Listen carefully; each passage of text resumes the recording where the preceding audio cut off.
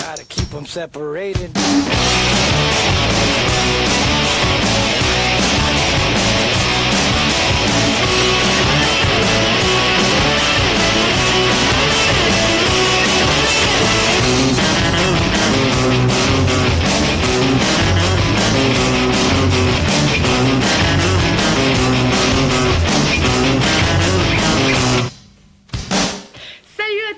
J'espère que vous allez bien.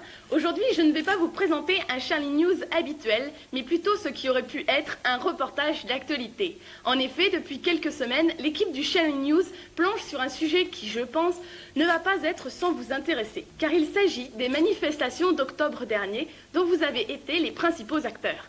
C'était normalement un reportage d'actualité que je devais vous présenter. Malheureusement, le reportage d'actualité, ça se conserve très mal et ça tourne très vite en documentaire historique.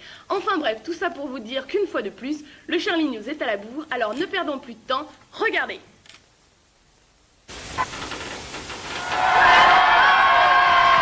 Lundi 12 octobre, vers 15h30, une horde de lycéens envahit le lycée Charles de Gaulle.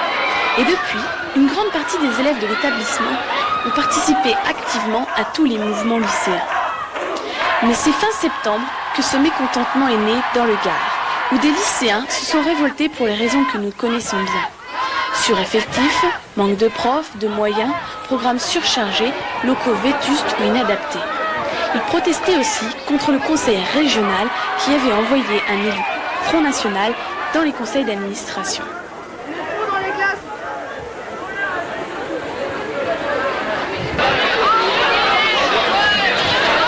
À Caen, dès mardi matin, la mobilisation lycéenne reprend de plus belle. C'est un flot de lycéens scandant des slogans anti-allègres qui emplit les rues. Je viens du lycée Victor Hugo, je fais partie du meneur du lycée Victor Hugo.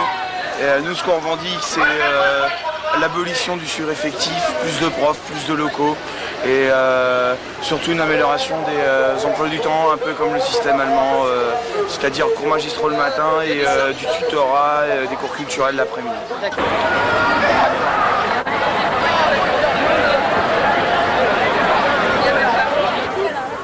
En fin d'après-midi, tous les lycéens se sont répandus dans le jardin du rectorat. Non, ce n'est pas Madame le recteur qui les a invités à sa rêve party. En effet, Madame Quéré se serait bien passée de ses intrus. Mais elle se voit quand même contrainte d'en recevoir quelques-uns. Les lycéens ressortent de cet entretien plutôt mécontents. Madame le recteur n'a pas réellement répondu à leurs problèmes.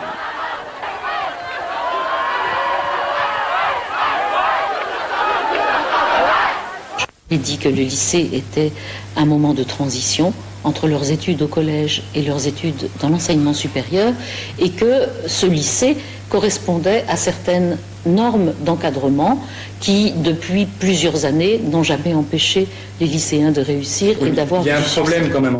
Ce matin, ils étaient encore dans la rue. Donc, ils attendent, j'ai l'impression, quelque chose d'un peu plus concret. Pour l'instant, écoutez, ils ont quand même deux choses concrètes. L'allègement des programmes, d'une part, qui va être effectif à la Toussaint, et qui va leur permettre de travailler dans des meilleures conditions. D'autre part, la mise en place des comités de vie lycéenne qui vont être un dispositif d'écoute permanent au-delà des manifestations spontanées de 5000 dans la rue, dont je vous ai dit tout à l'heure qu'on ne pouvait pas répondre, pour lesquels on ne peut pas répondre de façon concrète. Donc je voulais dire seulement que la rectrice, au lieu de promettre, elle ferait bien agir un petit peu, quoi. On l'a compris. Madame le recteur estime que les problèmes de lycéens, ce n'est plus de son âge. Allons les enfants, un peu de sérieux. Alors peut-être pourrait-on trouver de l'aide auprès de nos proviseurs. Mais eux aussi doivent se soumettre aux conditions que leur impose le rectorat. Ce n'est donc pas simple pour eux non plus de faire face à tous ces problèmes.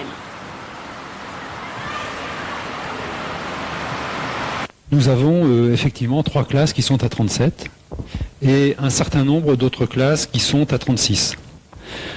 Autrement, en matière de professeurs, dès le jour de la rentrée, nous avons eu la totalité des professeurs attendus, donc à aucun moment il n'y a eu de cours non effectués. C'est vrai que si les effectifs à considérer, les effectifs de base, et n'était plus de 36 en seconde ou de 38 en première ou terminale, d'entrée de jeu, on pourrait intégrer cette notion d'effectif de base, disons, plus petit. Quand, par exemple, on a 510 élèves de seconde, comme c'est le cas cette année, le principe, c'est d'avoir des classes qui sont à 36, donc on divise 510 par 36 et on aboutit à un certain nombre de divisions. En l'occurrence, ça fait 14, quelque chose, donc il y a 15 divisions. Et il y a des moyens qui sont attribués par rapport à ces 15 divisions. Bon, schématiquement, une classe de seconde, c'est 36 heures. 36 multiplié par 15, voilà une dotation, par exemple, pour faire fonctionner les classes de seconde. C'est-à-dire que la base d'effectifs moyens, en seconde ou en première ou en terminale, qui est, je l'ai dit, de 36 et de 38, et ce sont des chiffres nationaux qui servent de base. Bon, il faudrait qu'il y ait un affichage, disons, nous permettant de fonctionner avec des effectifs, disons, plus faibles. Alors, cette année, pour fonctionner, nous avons eu une DAG, ce qui est la dotation globale en heures d'enseignement, réduite.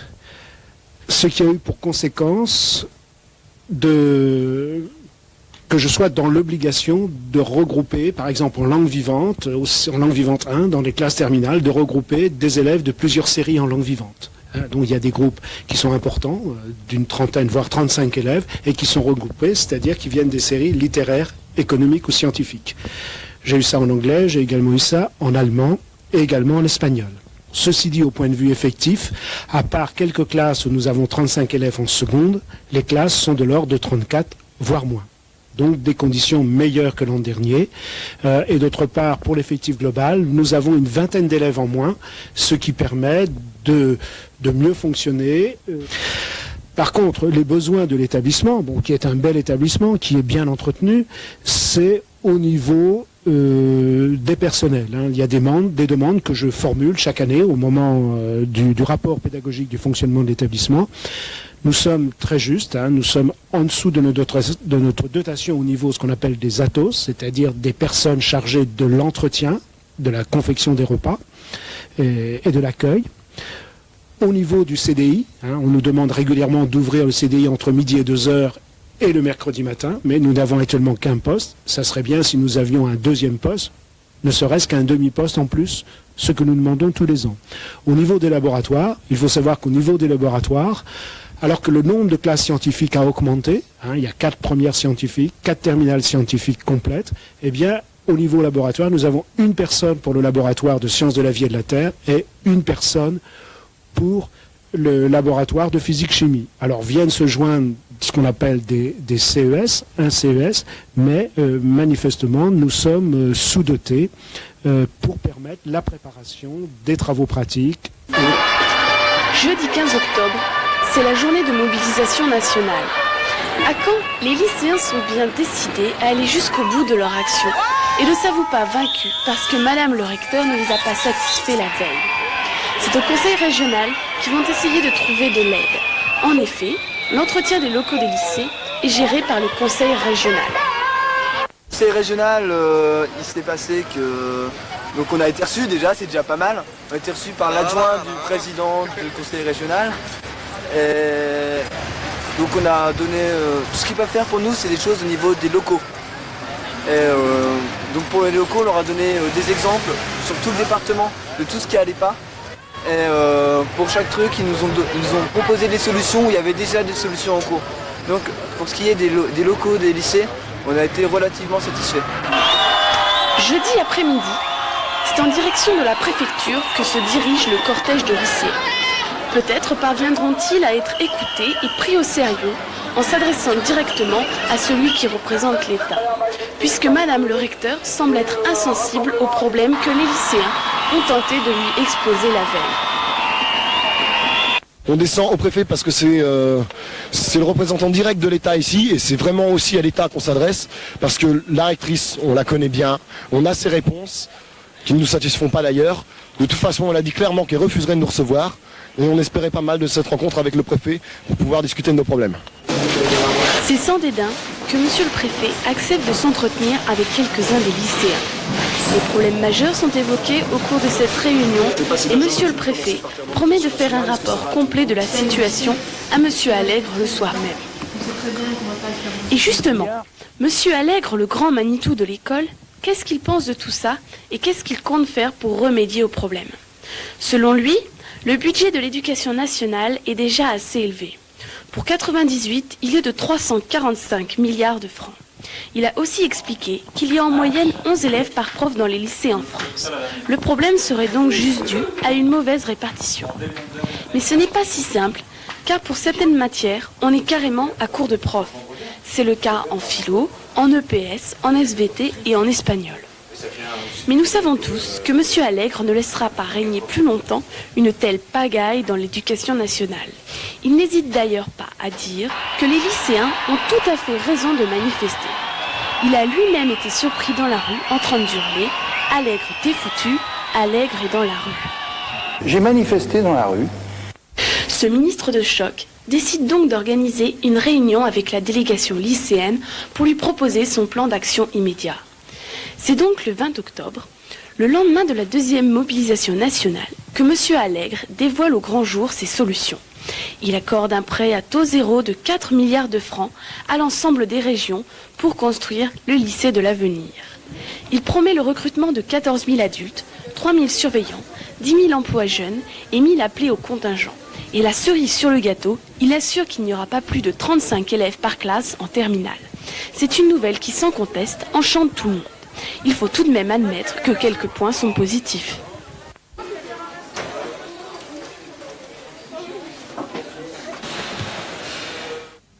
Voilà, j'espère que ces images ne vous ont pas rendu trop nostalgiques, car maintenant il faut laisser la place aux surveillants. Et oui, maintenant c'est eux qui ont pris le relais, chacun son tour. Et Madame le recteur, c'est quand qu'elle fait la grève, hein? Allons, bon, arrêtons de blaguer, enfin jusqu'au prochain Charlie News. Je vous donne rendez-vous juste avant les vacances de Noël. Salut! Here we are, born to be kings, we're the princes of the universe. Here we belong, fighting to survive in a war with the darkest powers.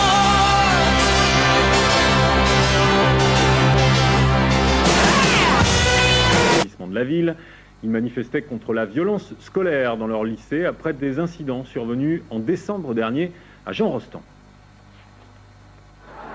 Peu de slogans, mais tout le symbole était dans le rassemblement qui a mobilisé en masse les étudiants de 8 lycées caennais.